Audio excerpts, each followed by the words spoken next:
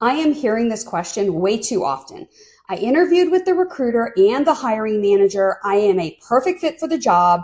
I had a great interview and I really connected with both. So why am I getting rejected?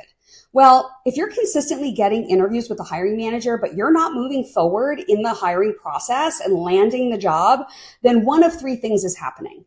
First, even if you were referred in, I can promise you that someone else was also referred in. There are multiple referrals for each job these days, and you are never the only person meeting the hiring manager. Usually the hiring manager will interview, say, 3, 4, 5 candidates, and all of them may be referrals. And one of those candidates could be someone the hiring manager actually knew from a past job and already knew that they wanted to hire that person, but they had to go through the hiring process. Now, second, you may think that the interview went great, but you're either not giving enough detail about your work or connecting those dots for the hiring manager to understand how your experience is directly relevant to the job that you're interviewing for.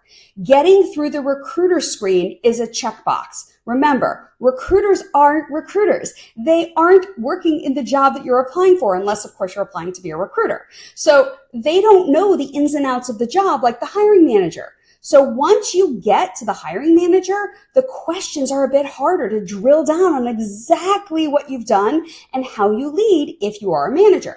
So you need to bring in more details and not just the hard skills. You need to include those soft skills like stakeholder alignment, stakeholder management, and influence and proactive communication, agility, problem solving. You get it.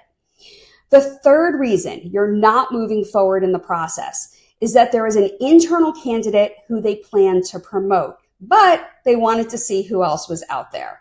Basically, they don't believe that the internal candidate can rise to the occasion, but then the internal candidate comes in and wows them and knocks their socks off. And since they already work there, they already know the business. So the onboarding into this new role is substantially less. Now, I know you're feeling like, great, I'm a pawn in their game and what a waste of time and energy.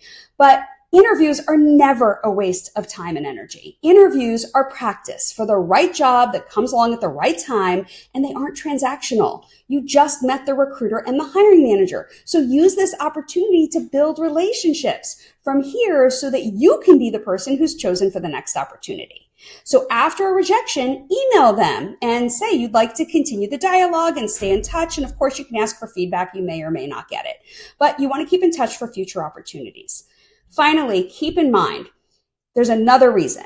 Somebody else may be a better fit, a better culture fit, a better team fit. They may have skill sets that they didn't even know they needed, and you can't control this. But this is a very competitive market, and there are lots of variations of skills and capabilities, and you can only bring the best version of you. So you bring that version, and you're going to get the job that you're meant to get. I promise. The journey is yours.